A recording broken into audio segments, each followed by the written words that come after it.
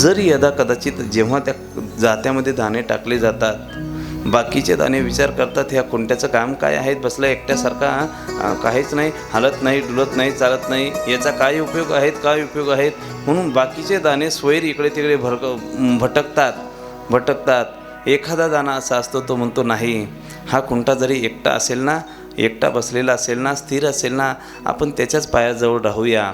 त्या पायाजवळ राहण्याचा तो दाणा काम करतो, परिणामता तो भरडला जात नाही. जो खुंट्याला धरून आहे तो भरडला जात नाहीत.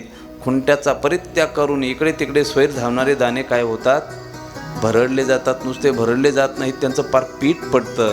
नुसतं पीठ नाही, ते पीठसुद्धा शिल्लक राहत नाही, त्याच्या भाकरी बनवल्या जातात. नुसत्या भाकरी बनवल्या जात नाही, चांगला शेक दिला जातो.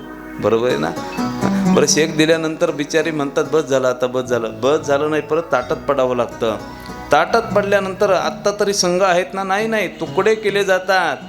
नुसते तुकडेच नाही, तोंडात टाकले जातात. 4, 5, 8 तासांनी त्याचंच रूपांतर कशामध्ये होतं, ज्याचा स्वीकार कोणीच करू शकत नाहीत. परंतु ज्या दाण्याने खुंट्याला पकडलेला आहेत ना, तो दाणा मात्र जसाची तसाच शाबूत असतो, जसाची तसाच शाबूत असतो.